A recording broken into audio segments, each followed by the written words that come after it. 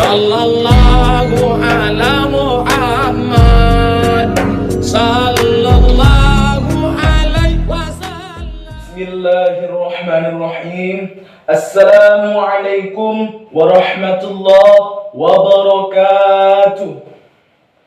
Alhamdulillahilladzi nahmaduhu wa nasta'inuhu wa nastaghfiruhu wa na'udzu billahi min sururi anfusina wa min sayyiati a'malina. Man yahdihillahu fala mudilla lahu wa man yudlil fala hadiya lahu.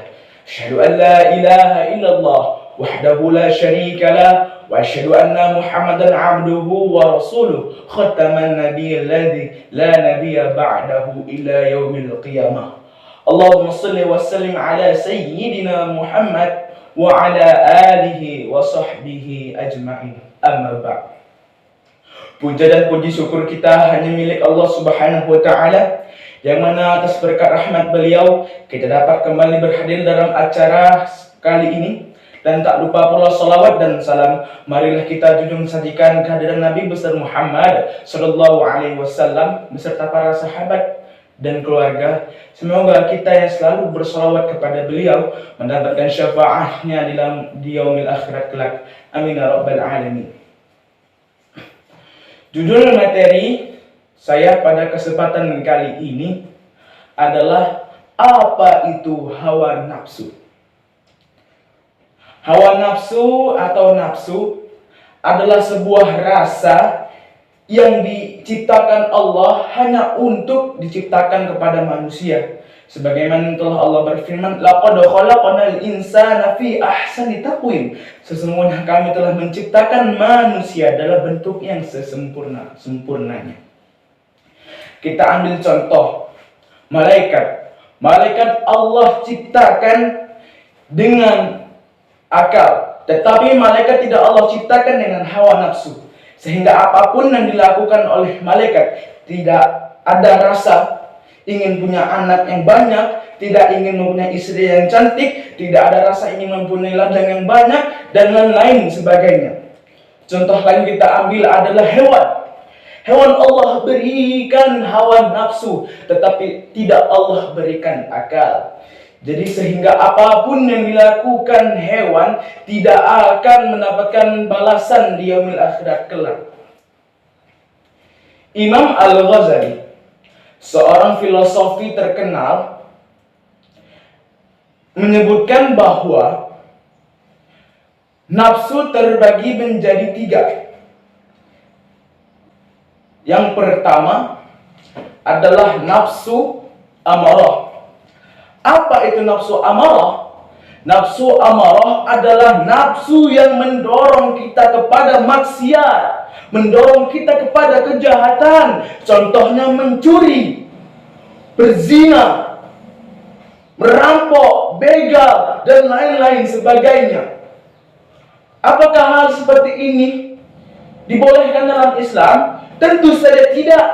Sebagaimana yang telah Allah sampaikan, Allah berfirman dalam surah Al-A'raf ayat 179, ulaika ka'al an'am bal huwa adall ulaika humul ghafilun.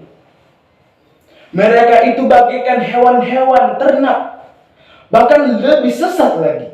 Mereka itulah adalah orang-orang yang lalai. Yang kedua, menurut Imam Al-Ghazali, nafsu yang kedua adalah nafsu lawamah. Apakah nafsu lawamah ini?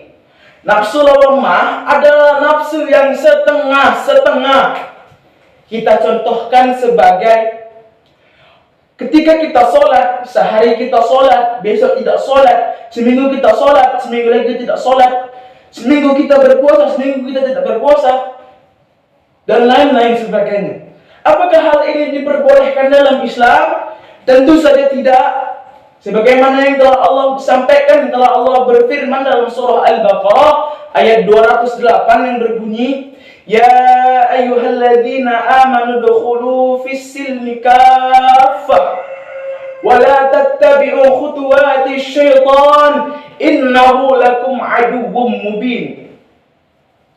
Wahai orang-orang yang beriman, Masuklah ke dalam Islam secara sempurna, secara keseluruhan, dan janganlah kamu mengikuti kata-kata syaitan. Sesungguhnya syaitan adalah musuh yang nyata bagimu.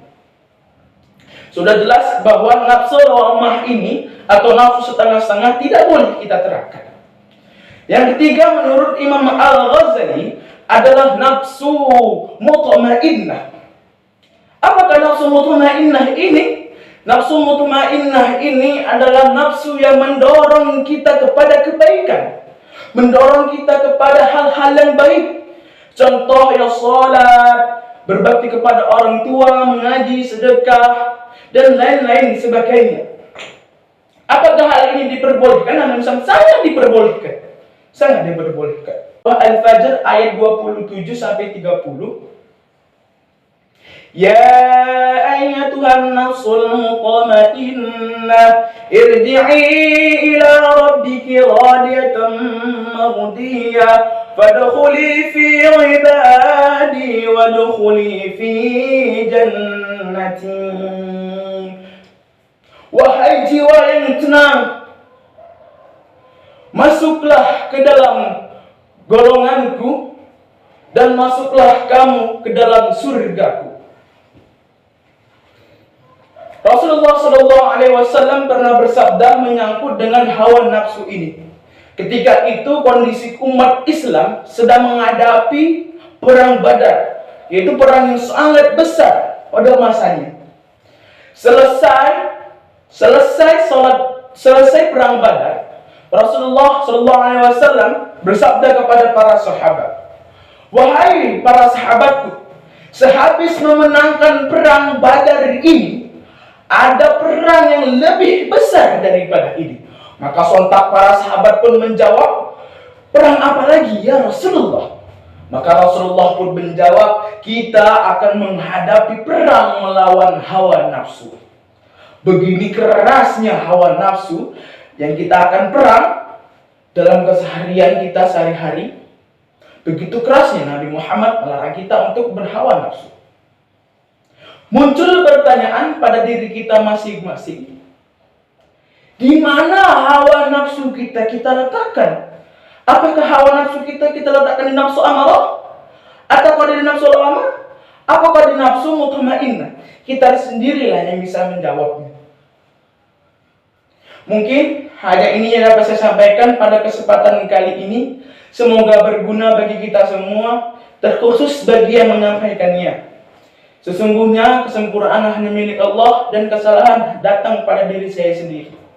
Wabillahi taufik wal hidayah wa ridha wal inayah. Wassalamualaikum warahmatullahi wabarakatuh.